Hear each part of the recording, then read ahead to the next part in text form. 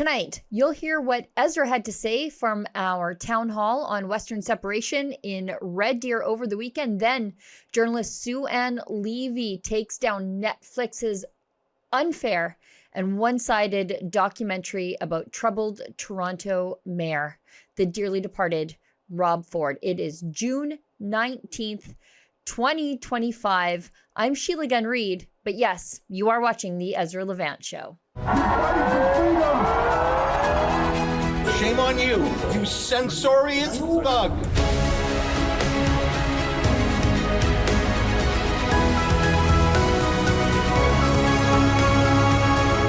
Welcome to the Ezra Levant Show. I'm Sheila Gunn Reid, filling in while Ezra is away. Don't worry, he hasn't been canceled, arrested, or roped into some sort of CBC smear job. He's actually on the RebelNews cruise this week, sailing international waters off the coast of Alaska and British Columbia with a bunch of freedom-loving Canadians. Frankly, it's the safest place to be under Mark Carney's government. But while Ezra's working the starboard side of the free speech fight, I'm here at the helm with a stacked show. First, we're going to take you back to Red Deer for a powerful clip from Ezra's address at our RebelNews Live Western Independence Town Hall. It was a nearly sold-out crowd, in some places, I think, standing room only, and Ezra delivered a message about the future of the West and why it is time to stand up to Ottawa now. Then I'll be joined by journalist and author Sue Ann Levy to break down Netflix's so-called documentary about former Toronto Mayor Rob Ford.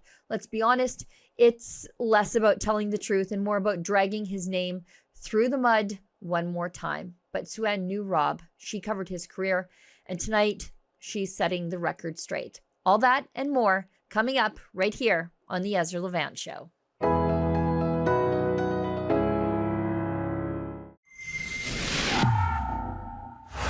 My name is Ezra Levant, and I'm the founder of the Rebel News Network, which is a team of more than 30 people dedicated to telling the other side of the story. And that's what we're here to do today.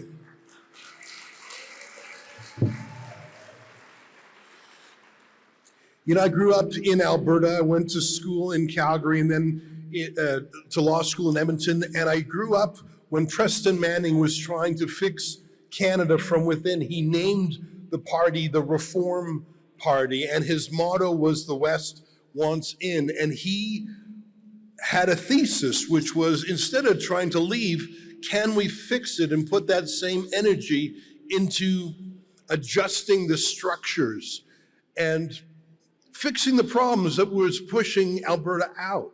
And he gave his life to that project, and millions of people followed him.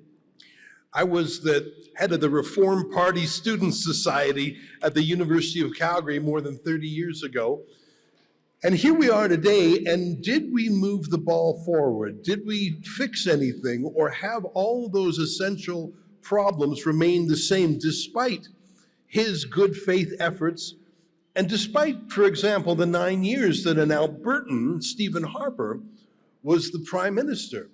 Are things fundamentally different with how Alberta and the West are represented, not just politically, but culturally and financially? Is anything actually different, or are things the same or worse? Well, we're going to talk about those things today. We've got a great day set up. If you've seen the agenda, we have excellent speakers, we have panels, and to me, the highlight of the day is going to be a featured debate between two Albertans who love this place very much. I'll introduce them more properly later. On the one hand, Keith Wilson, the lawyer for the Freedom Convoy. And on the other hand, David Legg, the man who was deputized to go out to the world's financial markets after Rachel Notley was kicked out to tell them that Alberta is back, come and invest again. That's David Legg. These two men, who I've known for more than 30 years, love this province very much and have two very different strategies for how to achieve Alberta's goals. Keith Wilson will be making the case for independence. David Legg will be making the case for fixing the country from within. I really think that's going to be an illuminating debate, and I can't think of two better people evenly matched in their love of this place and their smarts. That's going to be, to me, an amazing debate. So thank you for coming. You know, last week I was in County Cork, Ireland, and I was wearing my shirt that said Rebel. And I didn't really know that when you wear the word rebel in Ireland, it's got a little bit of a different meaning. And County Cork, their motto is the Rebel County. I tell you, I had a lot of conversations and people were so disappointed to learn that, no, I'm not Irish. But I learned things in Ireland. I try and learn things from wherever I travel for Rebel about how other battles are fought and won and lost, and can we learn from them here at home? And one of the things that I think I've learned is that you don't get what you don't ask for. And power is really rarely given, it's almost always taken. And I think that from my own point of view, having grown up in Alberta, went to school west of Calgary, and then spent the first third of my life in this province, the first half of my life, is that I think that Albertans generally love Canada. Canada's our home. We grew up in Canada, and the Canada that we loved was the Canada that respected the things that we loved. Patriotism, standing up to tyranny, freedom, the pioneer spirit. And so if I were to compare any independence movement in Alberta to those around the world, I would say ours in Alberta in the West is not motivated by rage or anger so much as disappointment and resignation and the realization that we tried so hard and we sent our best and we went with an open hand and we were slapped away and we were mocked. I was Preston Manning's assistant, and I'll never forget the way he was derided personally. He was mocked. Of course he was called a racist. That's just the standard playbook of the mainstream media and the mainstream political media industrial complex. But I think what I'm sensing is it's like that movie Groundhog Day, just over and over and over again. And how many times, how many generations of Albertans would say, it's not fair, can we fix it? Before people say, it ain't fixing, we're knocking on the door so much, but our knuckles are bloody. It's a different spirit of rebellion than, let's say, a violent rebellion that you might have seen in Cork 100-odd years ago. It's a rebellion of steely determination, I think. And our job as Rebel News is to tell the story honestly. Because what I'm seeing already is that Central Canada and the voices of the media industrial complex will be condescending, will be abusive, will be accusatory, will be contemptuous of Alberta's goals and ambitions in a way that they have not been for Quebec's demands. Whenever Quebec asks for something, there's a good cop, bad cop dynamic with a Quebecer in Quebec negotiating with a Quebecer in Ottawa how best to handle Quebec. And it's an inside job. It's a stitch up. And that's just how it is. Quebec has 3 out of 9 seats on the Supreme Court, which is disproportionate. Quebec has different constitutional deals. Quebec has different financial deals. And all of that is with the approval of the Central Canadian elite because it's all paid for by Alberta. Why wouldn't it have the approval of Toronto and Ottawa? We're going to cover this referendum campaign more honestly and more fairly than any other media, certainly based in Eastern Canada, because that's our style. We tell the other side of the story.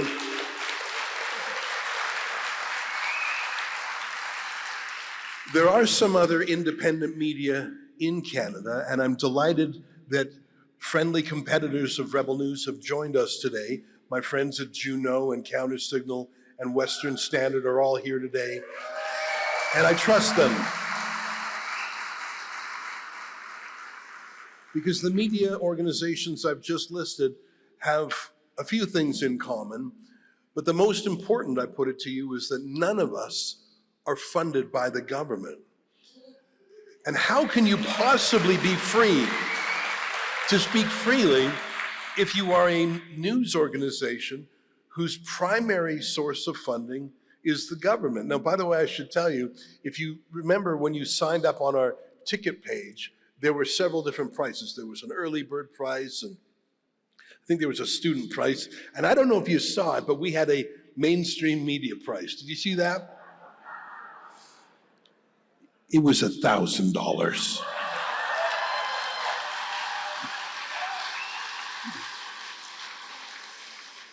Now, a reporter from the Daily Telegraph in London emailed me and said, can I get a ticket? And I said, the Daily Telegraph?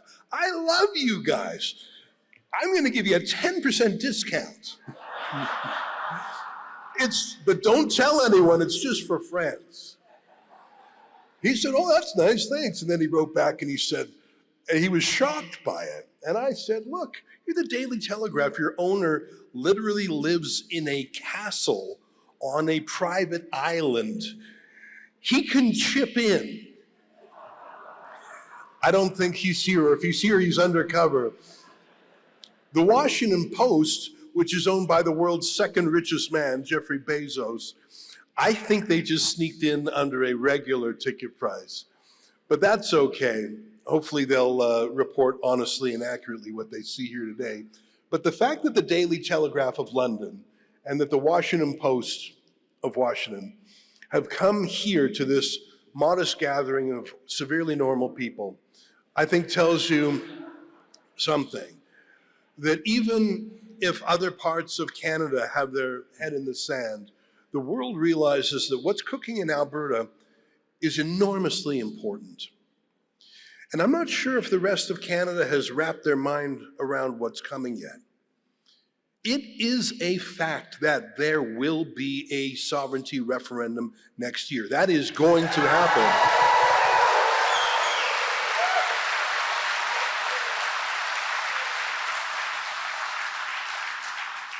Premier Danielle Smith has used Jason Kenney's Potemkin law. Jason Kenney brought in fake legislation to permit referendums and citizens' initiatives and recalls. I call them fake because the level of signatures required was so enormously high. In some cases, it would be higher than the number of people who actually voted.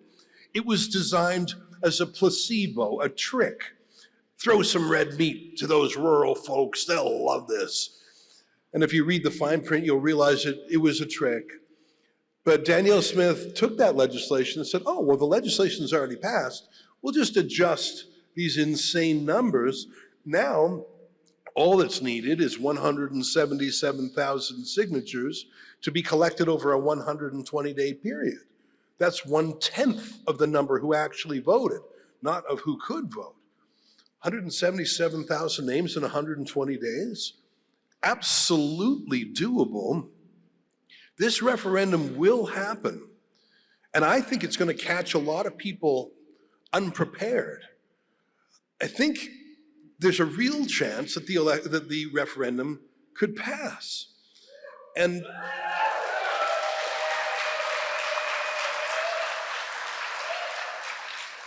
suddenly there's going to be a panic.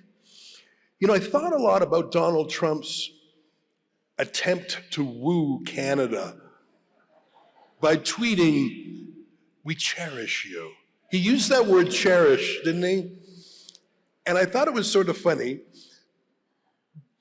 But I immediately thought, when was the last time any Canadian Prime Minister actually said to Alberta, "We cherish you"? I mean, I don't know if Donald Trump means it, but he said it, which is more than anything Mark Carney or Justin Trudeau or the rest of them have ever said. And Donald Trump's comments, which I think unfortunately scared 1 million Ontario centrists into the loving arms of Mark Carney, Donald Trump's comments, which I think helped install a Liberal Prime Minister, I think they hit people's ears a different way depending on where they were in their minds and their hearts. Here's what I mean.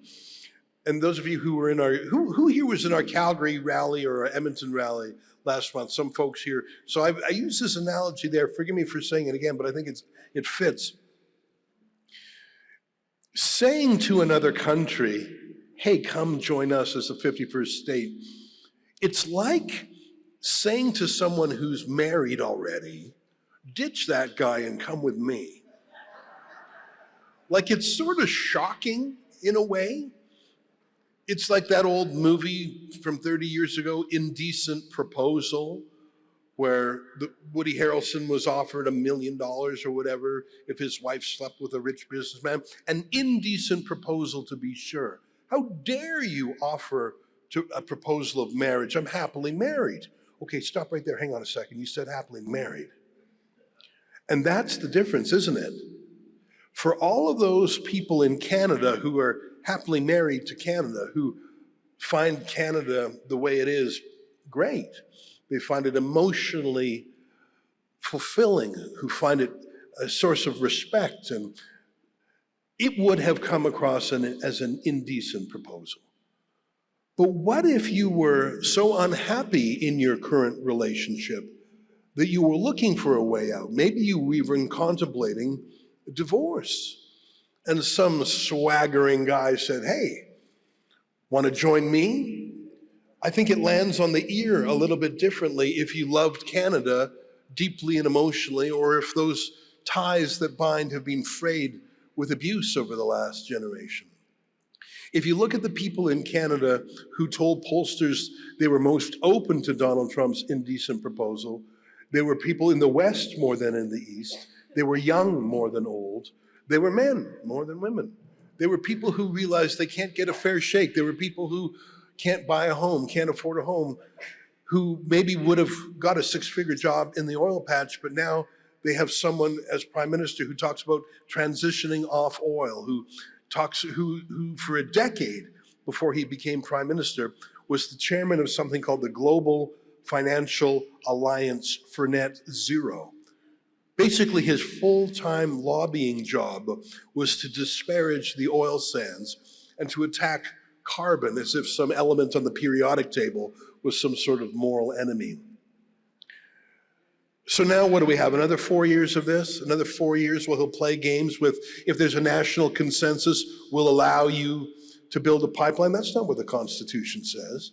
The Constitution doesn't talk about a national consensus. The Constitution doesn't allow the Prime Minister to pick and choose. Either it's lawful or if it's not. How many more years do you propose to go around this merry-go-round? I was Preston Manning's youth guy at U of C 30 plus years ago. Will my own kids or grandkids be saying the same things the West wants in? I don't know. What I learned from Ted Byfield, the first news outlet that I worked for, is to respect Albertans who are working through these issues, to treat them as people who are trying to find the way forward in good faith. Don't be contemptuous, don't be condescending, do not mock, do not talk down, do not deride. I think that was the number one thing Ted Byfield's Alberta report did for the Reform Party.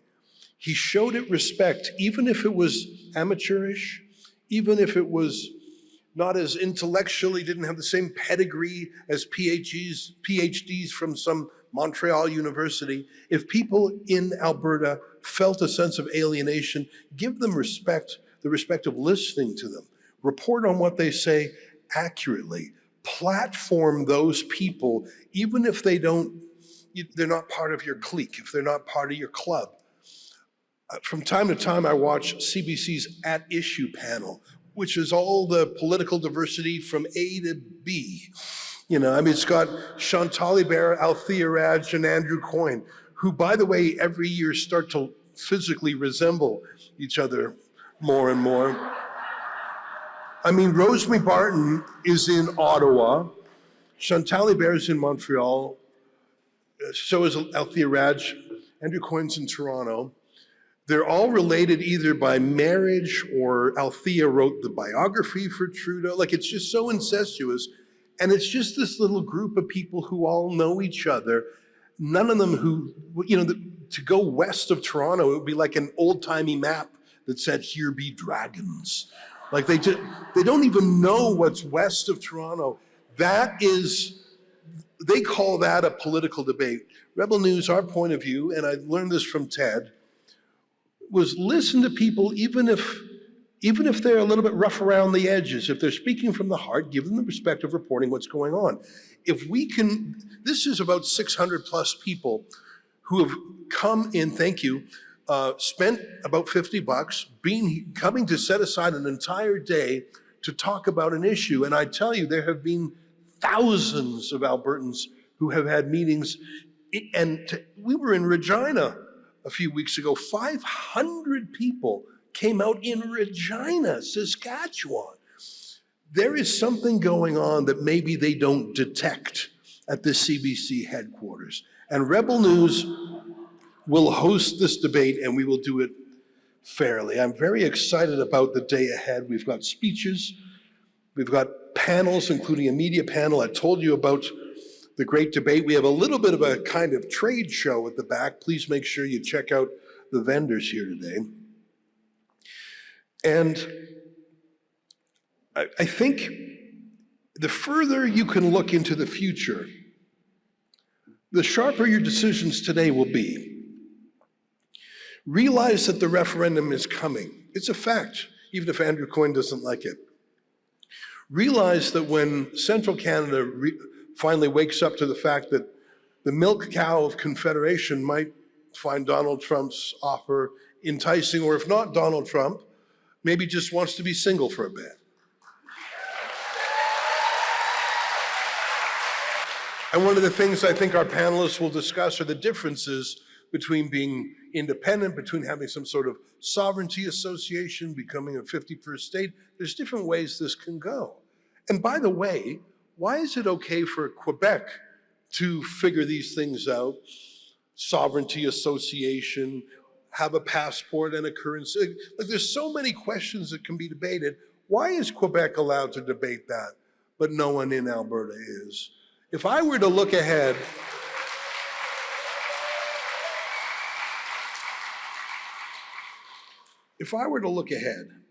I would say that Central Canada is going to wake up startled one day and realize that that referendum is coming. And they're going to realize that they're late to the game, and they're going to reach into their bag of tricks for what they normally do. They're going to try and cancel and defame and deplatform and demonize and denormalize and defund and alienate and smear anyone who says we can do better than this current arrangement. It's going to be like the Brexit campaign in the United Kingdom just over a decade ago. I don't know if you know this, but the establishment campaign against Brexit, which was a referendum separating from the European Union, everyone was for the European Union. Everyone was for Remain except the people. So the official campaign to Remain, they literally internally used the name Project Fear. Project Fear. And they did, in fact, say anyone who would vote to leave the European Union was a racist, was far right, as they say over there.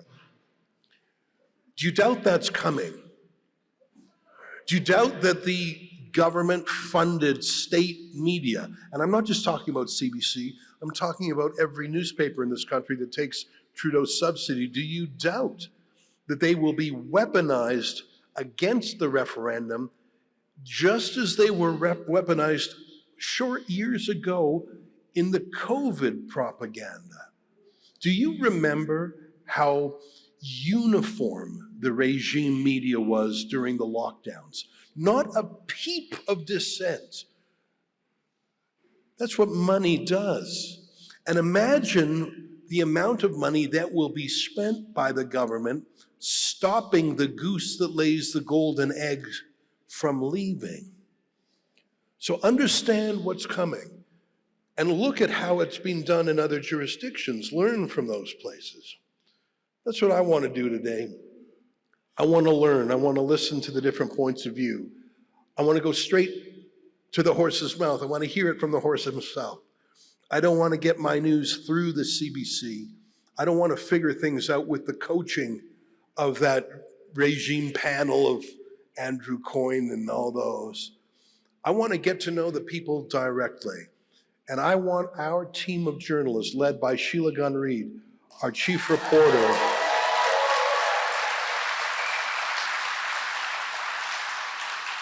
and we have several other of our reporters here today, including Sydney Fizard and Angelica Toy. I pledge to you that we will cover these events. We'll cover them fairly. We'll cover them in a spirit of good faith.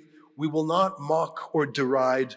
And it is my goal that in a year's time, when the referendum is happening, when this whole movement is moving, that you will regard Rebel News as a trustworthy source of information and advice on how to proceed. Welcome to our day-long conference. Thank you for being here.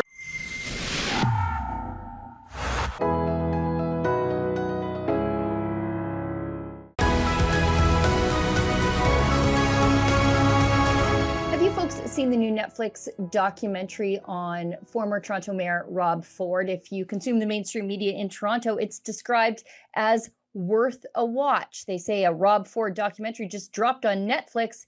Here's what people are saying.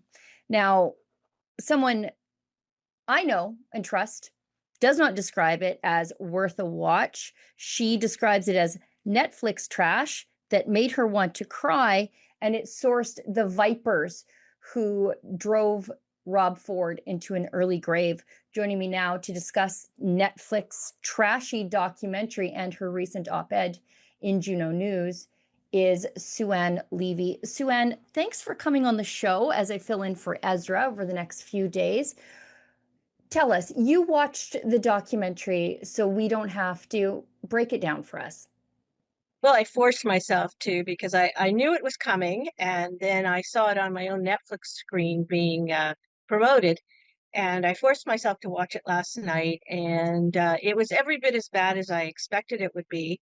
The director slash producer, who is from England, basically pulled all the most sensational clips of his time in office and interviewed all the people who, like you said, helped drive him to an early grave, who harassed him, stalked him, mocked him, and just treated him like dirt. And there was actually no attempt made from the looks of it to talk to people who actually thought he'd done a good job for the time he was, before I guess the wheels fell off the bus, and to talk to people who had some empathy and compassion for him. And I don't mean necessarily myself, but anybody who was right of center, who had been with him and watched him for years upon years, would have a slightly different view. Yeah, they sourced a bunch of journalists who mocked him regularly, Katie Mhm. Simpson, and even people who stabbed him in the back, like Mark Towey. It was just Yeah. the most bizarre bunch of nonsense. And they never once told the story of the redemption arc, because really, he had a bit of a redemption arc. He swept into City Hall, Mhm. caused a bunch of chaos. His scandals broke. In the end, he owned them. And then he did his best to get clean and live out the rest of his days as best he could. But that part is left right out of it. Totally. And the part before he became mayor, because I knew him from the mid 2000s, and the efforts he made as councillor to expose the rot and waste at City Hall was never, ever brought up. He just didn't walk into the mayor's chair. He had had a history, a track record of trying to deal with the gravy train. And he thought that by becoming mayor, he, of course, would have far more influence. And, he had a good year, and he had really good people surrounding him. I saw a clip of, for example, Doug Holliday, and I don't know if they ever attempted to talk to him, because he helped try to keep the wheels on the bus. And, like I say in my piece, his heart was in the right place. Yeah. He had demons. Who doesn't in this life? And I will also add that these are the very people, the people who are quoted in this trashy documentary, who would be the first to wring their hands about allowing drug addicts, crack addicts in particular, to roam the streets of Toronto, to get shot up or allowed to smoke at safe injection sites, who have fought vociferously to keep these drug enabling sites going in Toronto. And these are the very same people who speak out constantly about bullying. They should all look in the mirror. They should all be ashamed of themselves for what they said on this documentary. You know, that's an excellent point. One I was going to make to you is, these are the same people who advocate for supervised injection sites, supervised inhalation sites, compassion for the addict. And actually, I believe in compassion for the addict. I don't want to compassion them right into the grave. And it seems as though, in the absence of all of this, whatever their personal beefs were, political beefs were, with Rob Ford, there's zero respect or compassion shown for the family he left behind in any of this. No, and I was watching the documentary last night. I thought, well, it's 9 years ago. His daughter must be in her late teens. His son must be a teenager as well. I've really lost touch with the family, but I do know that Doug Ford was approached about speaking, and he said no. Thankfully, he begged off. But why? What was the purpose of all of this? The man is deceased. Let him Right. rest in peace. Yeah, one of the most heartbreaking things for me in all of this was, I think, little Doug Ford, Rob's son, Hmm. Hmm. on his lawn. I think he was in his pajamas, talking to reporters, I think after his father passed. And I thought, what are you doing at this kid's house? Hmm. Get out of there. But they never had any appropriate boundaries with Rob's family whatsoever. I'll never forget. I think it was Daniel Dale peeping over the Yes. back fence like an Yeah. absolute total weirdo. In a Yeah. normal country, that would have ended somebody's career. Instead, he's Hmm. gone on to even bigger and better voyeuristic things. Yes, exactly. Working for CNN and doing his fact finding, which is the biggest joke ever, but in the States. But Katie Simpson as well. Mhm. Her reward for mocking and harassing this guy and treating him like dirt was to get a plum appointment in the US. So, there is no justice. And yes, they were very, very intrusive. I can only imagine, Sheila, if I, during my journalism career, had shown up at somebody's backyard. My God, people would have been going crazy Yeah. in the left-wing media, of course.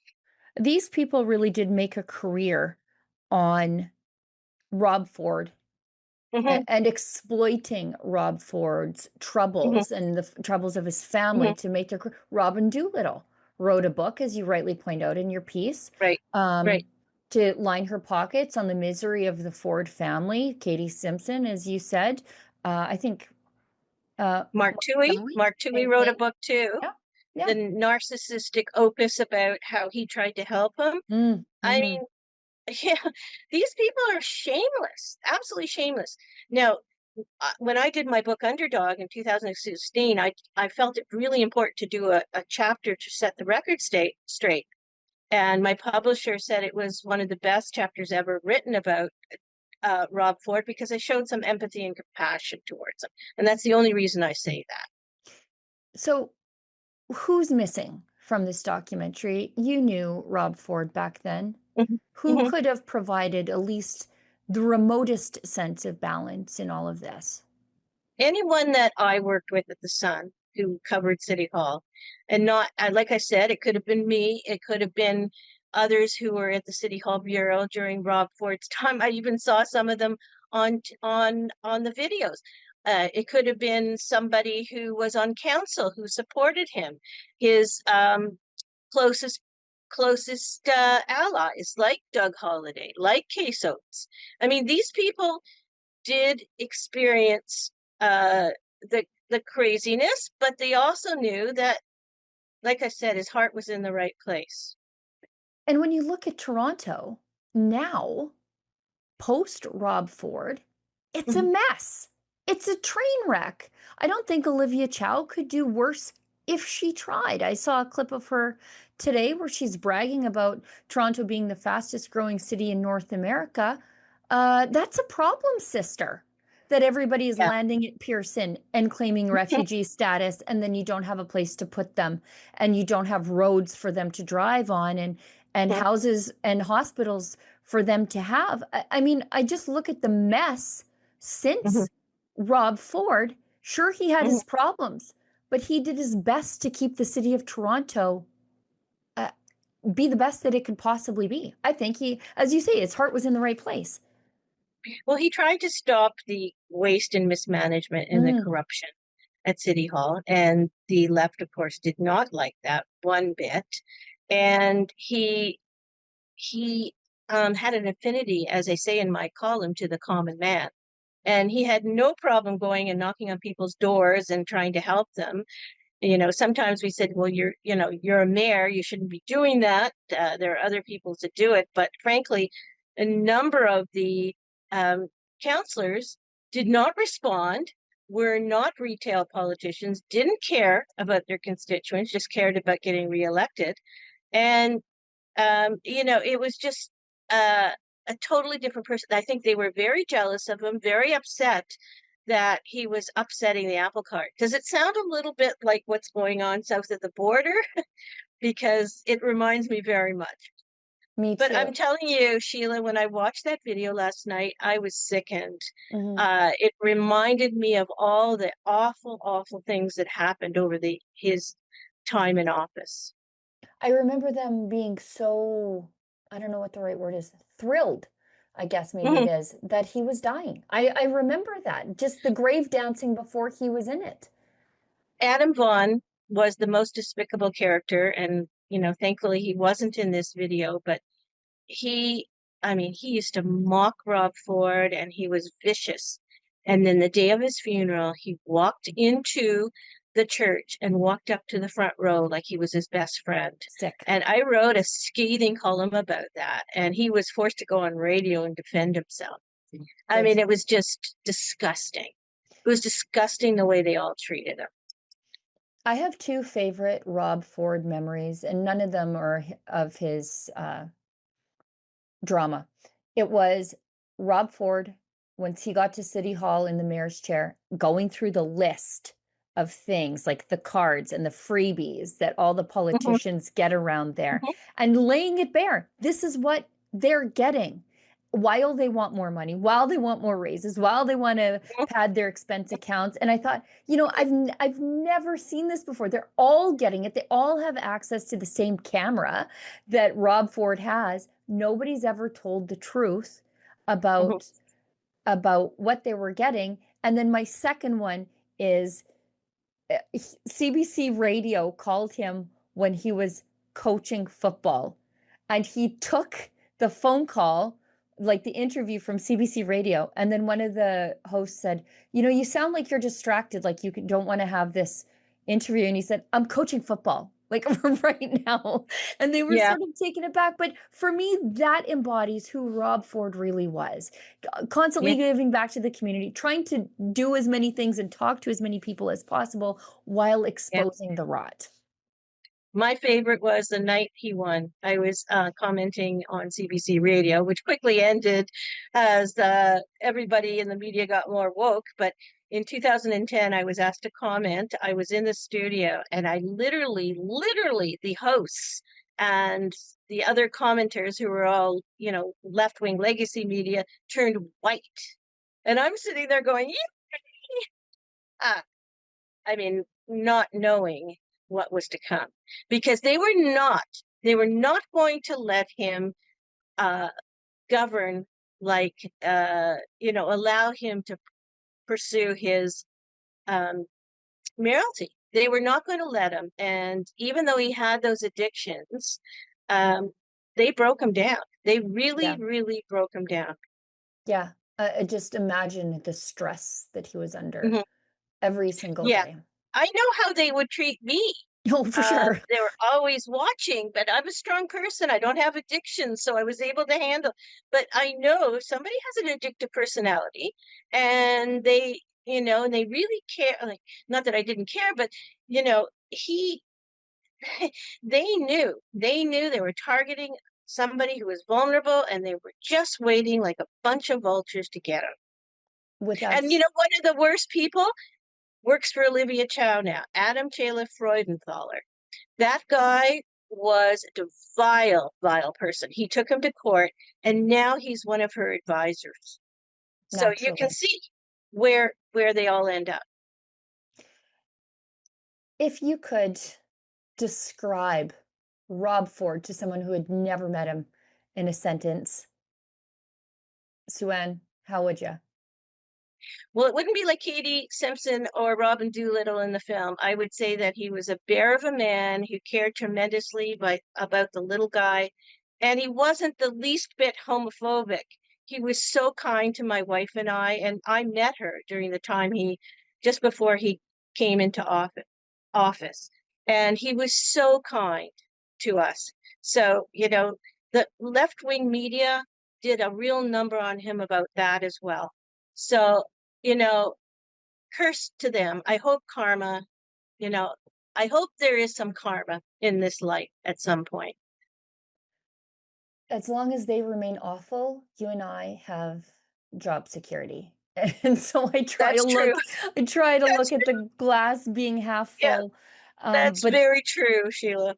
they're ruining a lot of lives along the way. Sue-Ann, how do Mm. people find the very important journalism that you do, which serves as a counterbalance to the vitriol, nonsense, and misinformation of the mainstream? Go on Juno News. I'm featured on there. My columns are featured on there. Might have to sign up for a subscription, but Sheila, it's well worth it. Just like Rebel is well worth it. Absolutely. Sue-Ann, thanks so much. Thanks for coming on the show, and thank you so much for You're welcome. doing your best to set the record straight on Rob Ford. Thank you. Thank you very much.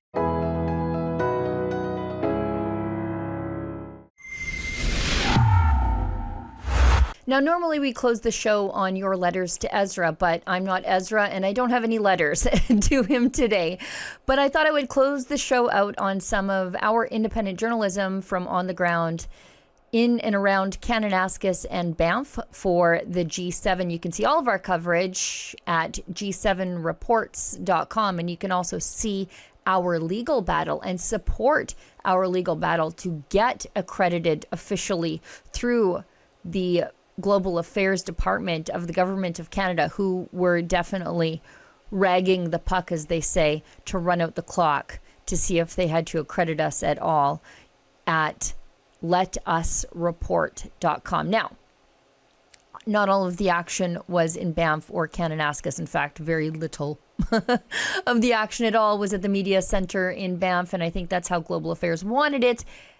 But that doesn't mean that we weren't doing journalism. So I want to show you this report from my friends and colleagues, Sid Fizzard and Angelica Toy, where they were at the airport to watch the president and leader of the free world, Donald Trump, land in Calgary on his way to the G7. So we'll close the show with that. And as my friend Ezra Levant always says, keep fighting for freedom. Sidney Vizard for Rebel News here in Calgary, Alberta, at Calgary's International Airport. Now, President Donald Trump, you saw, landed last night here in Alberta, greeted by Premier Danielle Smith before making his way to the Kananaskis Summit. Now, we got word that today President Donald Trump is actually going to be making an early departure from the Kananaskis Summit. He's expected to be back here tonight, and just like yesterday, there's a crowd of supporters and fans and people who are just generally interested in super heavy-powered aircraft that have come here to take a look at President Donald Trump's departure. What's brought you to the airport today? To see Trump. I just want to see the Modi ji right now. Oh yeah, Yes, Modi, he's on the other side, eh? I know they are not allowing us to go over there, but then we really love to see him. Yeah. And definitely we want to see all over there. I never saw the jet like that, so I'm happy. I'm lucky I'm here to see all of them. So basically, I just got the news that the Prime Minister of India is landing right now, and probably he's going to take off from here. So I just came here to watch him. It's going to be a once-in-a-lifetime opportunity to watch him, so yeah. We're just taking a look at all of the equipment and Air Force One, and yeah, it's a beautiful evening. Why not? Just to see what's going on. It's a big day for Calgary, and hopefully get a glimpse in an hour or two of Mr. Trump. Actually come to check out Stars for one, and obviously the Marine Corps Ospreys. So There's pretty impressive machines, eh? yeah, very. I'm a low-hour commercial helicopter pilot, so that's my dream right there, Stars. So I love seeing them out, absolutely. And then again with the Marines and the U.S. military stuff, you can't beat that. So Oh, to come see Trump. Yeah. You're a big fan of Trump, eh? Oh, yes. Yeah. I wish we had in Canada Trump. What do you make of President Trump's visit to Canada? First visit since he became president again. He's been quiet. Yeah. Haven't heard any bad things. Fine. That's really amazing, actually. We never thought that he would be coming to Calgary, actually, and the G7 summit happening in Calgary as well, like in Alberta. It's an honor, I think so, yeah. Well, it seemed to go well today based on the report, so hopefully they're going to get along and pull together a deal, but time will tell. Well, and you also heard, I imagine, there's the Khalistani protests that have been happening. What do you make of that? I can't say any words about them, so what can I say? To say one thing that, separatist protests happen in every country, but they're part of our country, In our country, they're known as the warriors. So I believe that everyone should be together and not causing separation. That's the only thing we can all say. together, right? We don't want any separation, anything else. We want to live united. I don't have any comments on that, actually, but then they have to protest. Like, they are headers for Trump as well, and they're headers for Modi as well, so we can't help it. I'll be honest, no nationalist has an issue with our prime minister. I mean, hence that's why Mark Carney invited him too. So best prime minister, and that's why Mark Carney is also inviting him, right? So, and I want a better relationship between Canada and India, because what we need right now. I'm not focusing anything else, like what they are doing, what they want to do. Country, country to country. We want a good relationship. Well, and what do you make of the relationship between President Trump and Prime Minister Carney? Before, during his campaign, our relationship with the States is over. Now they've basically taken over the Calgary airport. yeah, I'm not sure. I think Carney's kind of an idiot, and I mean maybe the relationship can be good. I don't know. We'll see. Well, there's probably more to it than them having a good time. I would think that they might not be best of friends, and who knows why he left. We'll see. Yeah. Well, and speaking of which, we saw that when he arrived, Premier Danielle Smith was on the tarmac to greet him. Prime Minister Carney wasn't there. Do you think that's the right move? Well, it certainly is for Danielle, and good for Alberta. So what's the most beneficial thing that you think that President Trump has done? well, he's a business leader, right? And every good country needs a good business leader. He may not have the greatest reputation, and I would agree with that, but he's a businessman. He's doing the right thing. Yeah. Number one. Number one. We need in Canada Trump. Let me know in the comments what you think about President Donald Trump's attendance here at the Kananaskis G7 Summit. For Rebel News, I'm Sydney Fazard.